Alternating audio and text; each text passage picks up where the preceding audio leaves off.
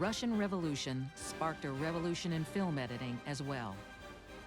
The crazy Russians started fucking around with images, all right, and juxtaposing them and creating different emotional effects. Lenin saw film as the perfect medium to inspire his largely illiterate nation to join the revolution. They took these films out in the middle of farmlands and showed it to the farmers and the peasants. They began to understand that they could get a certain emotional, psychological effect by a certain type of cutting from one image to the next. And that became a manipulation of what the audience was feeling. The Russian filmmakers rejected the bourgeois stories and seamless editing practiced by Griffith. Instead of melodrama, they offered real life. To make the film Man with a Movie Camera, documentary filmmaker Dziga Vertov and his team took his cameras into the streets to record a typical day in Moscow. It's constantly reminding me that I'm watching a movie. There are scenes inside an editing room. You see how they edited movies back in 1929. They were engaged in a pure explosion of creative activity in manipulating these images. Every modern editing convention that we know of is demonstrated in Man with a Movie Camera. The film celebrated not just the revolution, but the role of the cameraman and the editor in helping to create it. Vertov and his wife, Elizaveta, cut their documentaries and newsreels in dark basements with rats scuttling underfoot. But in this film, he made the editor as important as any other worker in the revolution. The theoretician Lev Kuleshov also experimented with film editing.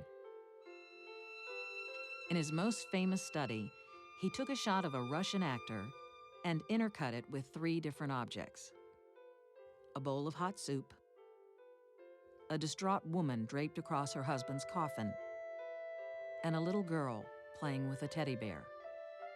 When audiences saw the film, they raved about the actor's performance. How hungrily he looked at the soup. How sorrowfully he gazed at the woman.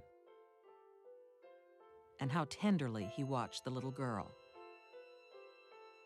But actually, it was the same expression each time. Now, this demonstrates the power of juxtaposition, the power of montage, by taking one shot and another shot to give it a third meaning. And the third meaning is an effect, an emotion that's much greater than the sum total of the 2 parts that put it together in the first place. And this is the basis of all editing, by the way. One of Kuleshov's contemporaries, Sergei Eisenstein, combined these experiments with Marxist ideology to create films of revolutionary fervor. He saw editing like history, as a clash of images and ideas. The meaning of the film was not in the shots themselves, but in their collision. When 2 elements are in conflict, he argued, their collision sparks a new meaning of higher order. Where Griffith tried to hide his cuts, Eisenstein reveled in them. He wanted the audience to feel the frame, to know that this is a movie, not life. Eisenstein is the first real director. He killed himself in his staging, and he killed himself with his camera work and everything, but it was all at the service of the scissors, every little single solitary bit of it.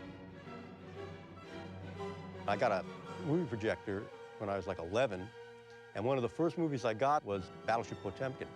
I just ran that Odessa step sequence over and over again. I couldn't believe what I was seeing.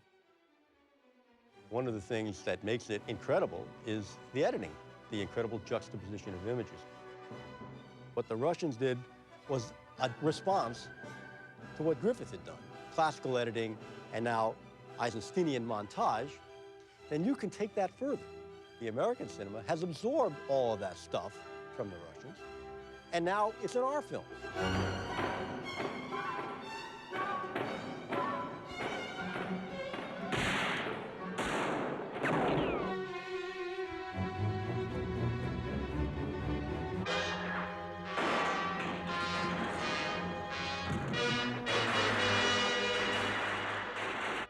fact is that many of these techniques have been appropriated into what we do every day as editors, right here in Hollywood, California, making action pictures. Because we are also trying to get a response from the audience. We are also trying to get them to rise out of their seats, rise out of their complacency, but not necessarily for revolutionary purposes, but just to really have a great time in the movies. Editing techniques the Soviets used to convert their population to communism now drive Hollywood's action blockbusters. Where's the shot? What shot? Took out the shot. Which shot is that? The money shot! Bus driver's head, the brains on the window shot, the viscera on the visor shot. Davis, we thought we'd show it to you like this, you know, without all the... Put it back! Don't show me anything. You don't need it. But you're not even giving it a chance. How's the rearview mirror gag supposed to work without it? Am I the only one here who respects the writing?